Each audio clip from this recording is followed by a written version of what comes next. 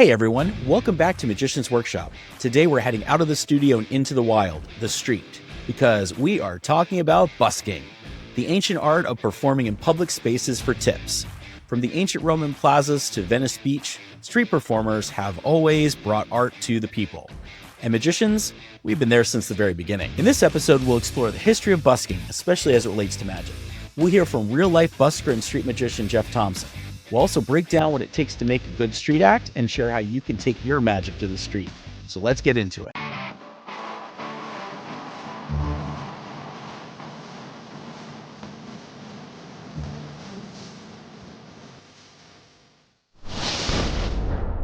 Magicians have been busking longer than the word busking even existed. In ancient Egypt, wall paintings show what appear to be the earliest recorded magic trick, the cups and balls. That same trick has been performed on streets for thousands of years. In ancient Rome, conjurers worked festivals and marketplaces, using sleight of hand to astonish passersby. During the Middle Ages, magicians called jongleurs or charlatans entertained at fairs, town squares, and outside cathedrals.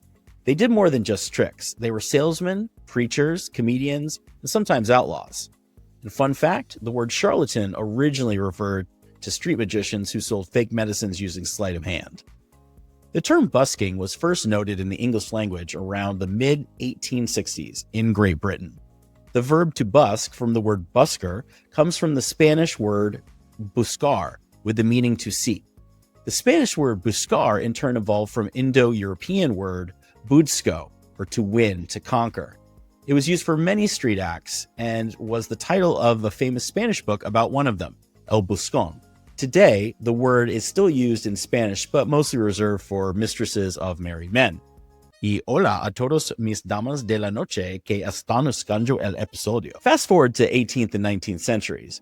You had magicians perform in alleys, in the street, and even outside theaters trying to gather a crowd. These performers weren't second-rate, they were the foundation of modern magic. And for most of history, you were much more likely to see magic performed outside than inside a theater. In the 20th century, performers like Al Flosso and later Cellini became legends of street magic. These weren't hobbyists. They were the pros who made the street their stage and the hat their box office. And then came a new wave. David Blaine took street magic to television, inspiring an entire generation. Blaine's TV specials of his street performance are literally what inspired me to get into magic in the first place. Before I saw him, I thought you could only see pro-level magic in a Vegas stage. Today, there are still amazing street performers like Jeff Thomson, who is keeping the legacy of street performance alive. I was able to get Jeff on the show, and here's some of that interview, with the full interview available on our YouTube channel. Jeff Thomson is a Southern California-based street magician known for his energetic outdoor shows. He combines classic sleight of hand with comedy and escape artistry. His official profile even describes his act as Magic Comedy Escapes. Thomson began performing on the street as a teenager and has since built a following through lively audience-driven routines. Thomson's skills have earned him recognitions in the magic community. In 2023, he captured the silver medal in the platform category at the Pacific Coast Association of Magicians. He also performed in venues like Hollywood's Magic Castle, bringing sidewalk-style magic to theater audiences. With a style that blends humor, classic illusions, for example, his acclaimed cups and balls routine, and improvisation based on audience reactions, Jeff Thomson has made a name for himself as one of Southern California's most engaging buskers. Jeff Thomson, welcome to the podcast. Thank you very much for having me. Super appreciate it. And I think that covers it, even though it's kind of embarrassing to hear about yourself. It is, but if you don't toot your own horn, who else will? That's true. That's true. And that's why a lot of buskers carry a horn, I guess. That's okay. Yeah, I've seen horns. I've seen there was one I saw carrying a whip, and he was whipping a piece of spaghetti. We'll get into the cups and balls because I feel like that's a huge traditional busker kind of routine. Am I right? Yeah. If you look at books like Bob Reed's book on the history of the cups and balls, it goes back hundreds of years. One of the coolest things I think about magic and busking is how much of a lineage and how much legacy there is behind everything we do. And if you look at these drawings and pictographs from hundreds of years ago, you see a man with a tray stand, a busking pouch, and the cups. And it even goes back to, I think, Seneca wrote about it in ancient Rome, talking about seeing the jugglers on the street, which was what magicians were kind of called back then. And he said something along the lines of like, I love seeing the jugglers with his cups and stones, but the moment someone tells me how they think they do it, I'm not interested anymore. When did you go full time? When did you decide you're gonna go that route? So I actually still just busk in my spare time as much as I can. I have a normal 9 to 5, and then I busk on the weekends and holidays, and really whenever I can. That's awesome. It's something that I really enjoy. It's a passion of mine. It's a therapy being out there on the street. I just have such a love for performing and street performing and, bringing joy to people and interacting with them. So it's something that I've done since high school. I started street performing when I was about 13, 14 years old, back in high school on the weekends. And I've tried to keep that up. Did it in college in New York, and have continued it out here in SoCal. Wow, I'm super curious about like what made you go, okay, I'm gonna do street performing as opposed to birthday parties. No, it's a really good question, because not everyone is drawn to the street. Not a lot of performers want to swim upstream like that. And one of my first memories was shortly after I had learned magic, we went to Boston to visit family. And out in Boston near Faneuil Hall, I saw a juggler who had the biggest circle audience I have ever seen in my life. So I think that was kind of an initial seed. And he was saying, he was just saying really funny stuff. We showed up late to the show, and he asked everyone if they want to see magic or juggling. And, it's a juggling show. But I was one of the only people who yelled magic. And he said, all right, for the idiot kid over in the corner. And he pulled like a rabbit out of a hat, and then a hat out of that rabbit, like as a bit. So I think that was kind of a seed for it. And then I just grew up kind of having like a Jim Carrey type of personality, very out there, very interactive.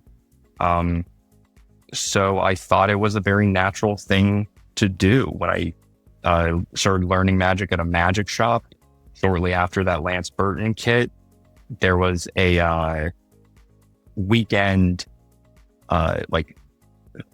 strolling street fair called Cruisin' Grand Avenue, and it was all these cars and all these people, a big community event, and we would set up a table outside the magic shop. So even when I was just before a street performer, we would do essentially these little street shows right outside the magic shop to try to bring people in. So I thought the interaction was cool. It felt like you could do whatever you want out there. And it's so unique in society, Usually everyone's out and about going to their appointments or whatever. And here you have a moment to gather a crowd and make a joke and make inside jokes, create inside jokes with people, make people like your helpers and stars of the show as well. So I think that's what kind of drew me to the street, is the freedom of it. Do you remember what your first act looked like as a teenager? Yeah. So my dad would drive me to Balboa Park down in San Diego. He would post up with a book and a crossword for the afternoon, within eyesight, checking on me. And my first shows were just card tricks. I had a deck of cards. I bought a restaurant tray stand because I had watched Gazzo's Cups and Balls video, and that's what he recommended getting. And I think a tabletop made out of just velvet and a bulletin board, like a corkboard bulletin board wrapped in velvet. So that was my first little close-up table, and I had a stick, a deck of cards, and a table. And those were my first shows, just card tricks. But I did get chased off of a spot in New York. I learned the hard way that not every street performer wants to share their spot with a kid. I was doing a show, and as I looked around, there were a few really ripped, tall guys who were not smiling or laughing at my jokes at all. And I finished the show, and people walking up, putting money in my hat. And these like 5-6 people or so slowly closed in on me as the audience dispersed. And I was like, "Hey guys, what's up?" and they said, "Hey, this is our spot. You're gonna have to go." And I said, "Oh, well, it'd be great. Like, I just finished a show. You guys could do a show or two. I could do a show or two. We can take turns." And they all just kind of took one more step in. And the guy said, "I'm going to say this one more time. This is our spot, and you're going to have to go." They're like, leaving. What a good idea. Yeah. And I was like, that is a good idea. I think I am going to go. As just curious, what was their routine? Like, what was their show about? They were acrobats and dancers, doing flips over people and things like that. They had done a show that everyone has heard or seen a million times. Which also I was a little bit upset in my mind. I was like, you guys aren't even doing something crazy original. Like I've heard your lines before. But when there's 6 of them with abs, that's a pretty good they could just pick you up and grate you over their abs, and that would be the end of it. Abracadabra, ready to take your magic to the next level? Well, check out Vanishing Inc Masterclass. It's basically a treasure trove for magicians. For just $1, you get a 30-day trial packed with 400 plus hours of world-class lectures and a new masterclass lecture every month. That's like an endless buffet of fresh tricks and theory. They even throw in a live Q&A sessions and jam sessions with top magicians. And here's a secret. I've created an exclusive bonus podcast episode on Masterclass that only subscribers can hear. In short, for only $1, you learn insane new routines and unlock my private podcast content. After the trial, it's $50 a month, still less than the cost of a front row magic show, which is literally the best deal in magic. So jump in at vanishingIncMagic.com/masterclass, support the podcast, and prepare to pull amazing new magic tricks out of your app. I have a question about cups and balls. Definitely could tell from your skill with them that you've been doing them a long time. When did you start using cups and balls in your acts? The cups and balls are my finale now, but before I did the cups and balls, I did a straitjacket escape. Oh, okay. And so I did that for years and years and years, and I had always kind of worked on the cups and balls growing up, but because it's a staple of magic. It comes with most magic sets, the 3 little rainbow colored balls and cups. But I really wanted to make a routine mine. So it wasn't actually until the pandemic that I put together my cups and balls routine. I have a public playlist on YouTube saved of almost 200 cups and balls videos that anyone can watch. And my goal for my cups and balls routine was not to do Vernon's routine.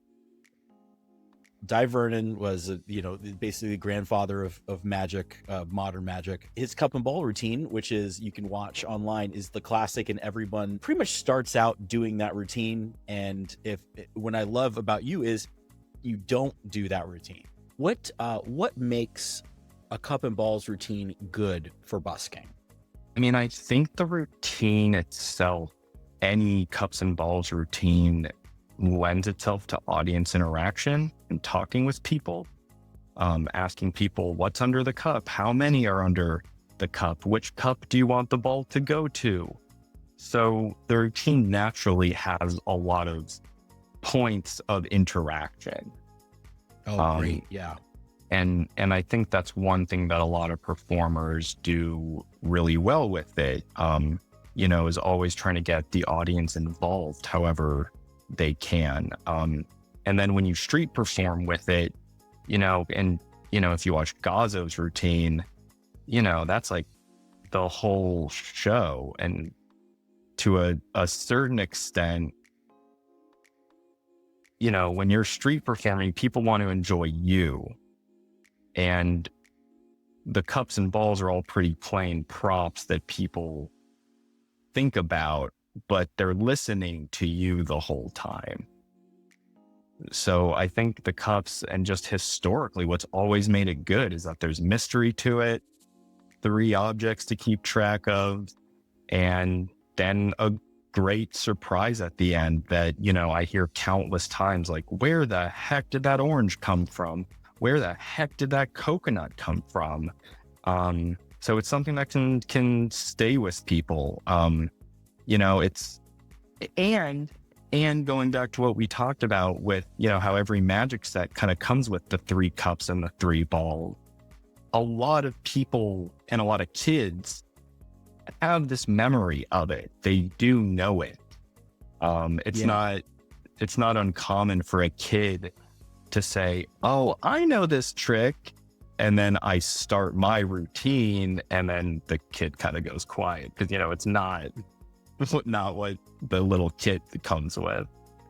So I think that's what makes it so good. It plays big, it invites interaction. I'm doing my show and I say, and at the very end, I will show you the world's oldest magic trick. And then when I introduce it, I do kind of give a very short history of it. So I mentioned Seneca, how he said, I kind of talk about these medieval tableaus. It's been performed all around the world, including right here in front of your eyes.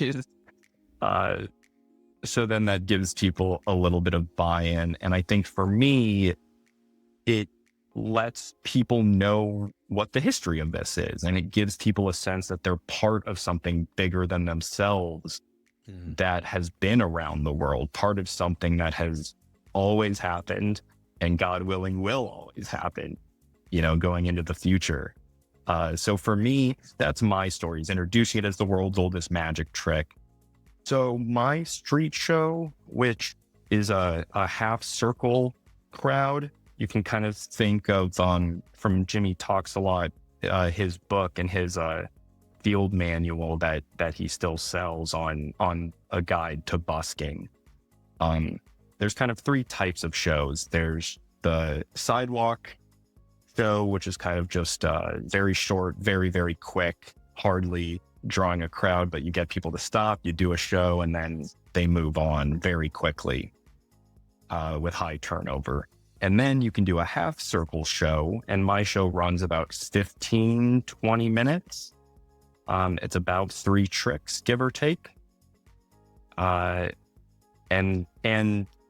my cups routine is about 8 minutes, 7 to 8 minutes. And that's one thing that I think a lot of people get intimidated of the street, because they have to worry about their props or how to get there, or they don't want to deal with drawing the crowd and things like that. But the street really is the best teacher for also working inside, because you learn how to talk to the back of the audience so everyone can hear you, even if you're inside. You learn about how to get people's names, or how to talk to them, or how to find a nugget that you can use as a callback throughout the show. So for me, sometimes I've cut a show short if the crowd isn't building, or if it's weird vibes, or if the crowd's really rocking. Maybe I'll add something, or add a gag with a kid, because, or if a show isn't building and getting into this huge, event like I want it to, sometimes I'll show them a trick that I'm working on, because the street is such a great place to practice. There's, I think, a few general rules for street performing magic. A lot of it is parlor sized, so anything that can be up off of a table if you're doing card tricks on a table, that's going to be hard for the audience to look down on. The three things that Cellini used to say to gather a crowd was sound, movement, and color. If it makes a sound, people will want to hear it and see what is making that sound.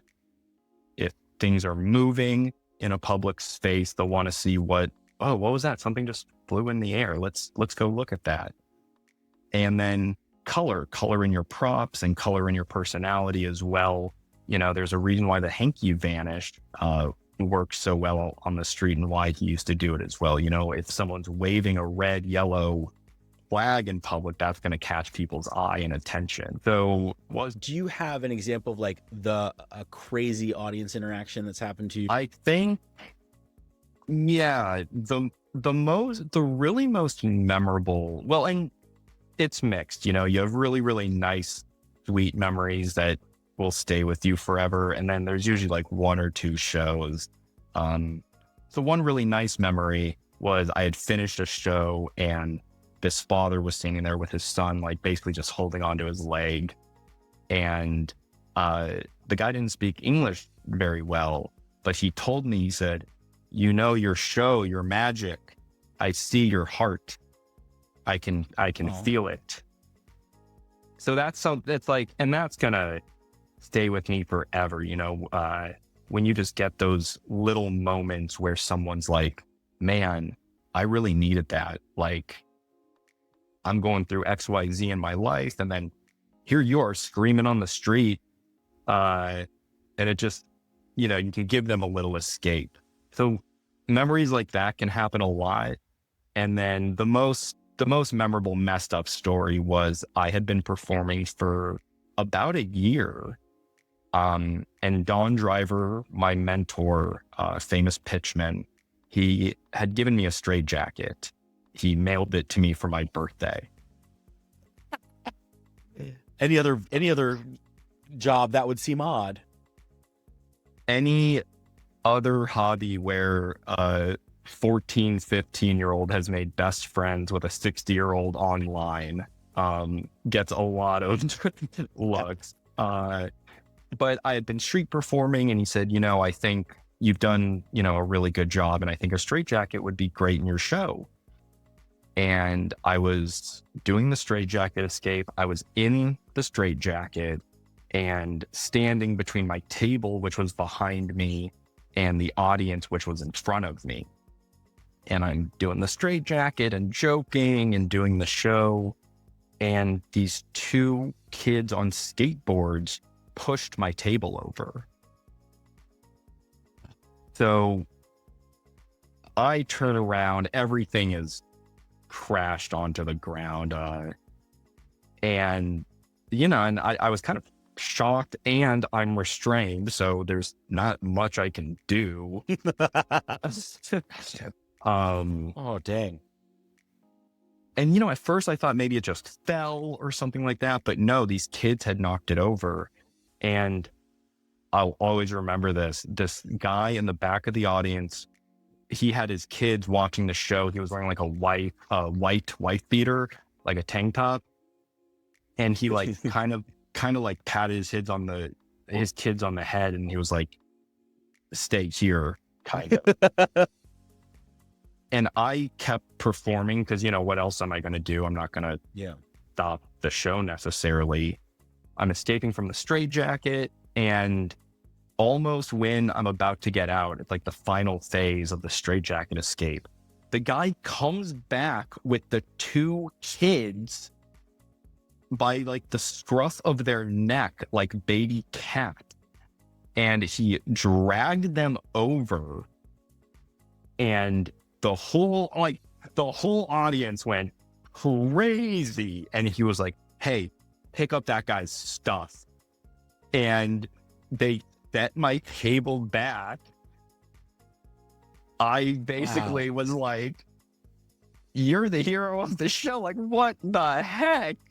So that was definitely like the most memorable show that I ever did. Just the visual of this guy in a wife beater and just, I'm really just pulling these kids and force them to apologize to the whole audience and me, and had them fix my table. And then, Lord knows what happened to them. Wow.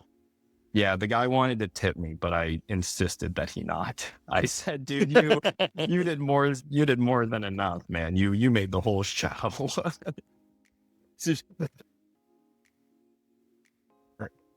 All right.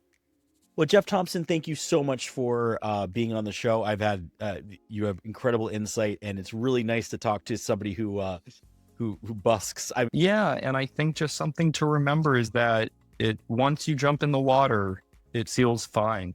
I think a lot of people get intimidated by busking, but if you have a table and tricks that you enjoy, then people will enjoy you, and you'll learn a lot of lessons from the street that you can take into theaters and parlors and your private gigs and things like that. So I certainly encourage everyone to hit the streets. I love it. All right, Jeff Thomson, thank you so much for being on the podcast. So I took the advice that I got from Jeff and I came up with a street magic primer. And remember that the same things that made you successful outside can make you a better performer inside. The first thing you're going to need to know is how to gather a crowd. The show actually starts before the show. You want to use a crowd gatherer trick, something flashy and repeatable. Jeff talked about using color, sound, and something that can get a lot of attention, like a coin flurry, rope tricks, vanishing silks. You want to also be loud and also friendly. Now, the next thing you need to know is that you need to engage your audience. You want to talk to them, not at them. You want to treat them like guests, not spectators. One thing you can think about is being conversational. Use their names, joke with them, and improv to build that relationship. Also, you want to involve them. Let them hold props, shuffle the cards, say magic words. Participation means emotional investment. You want to be street smart. You want to choose your spot carefully. You want to look for high traffic areas, space to gather around, and decent acoustics. You want to avoid blocking walkways or interfering with businesses unless you have their permission. But you also have to be ready for disruptions. Kids grabbing props, rowdy passerbys, weather. Expect the unexpected and roll with it. Why does busking still matter? Well, street magic is raw. It's honest. There's no stage, no lighting, no music cues, just you, your props, and the world. That can be terrifying, but it's also the most alive that magic ever feels. So thanks for joining me on this journey through the art and history of street magic. If you like this episode, give it a like, a comment, and definitely subscribe. And if you're out there performing, tag us in your clips. We will be cheering you on. And until next time, remember that real magicians never stop learning.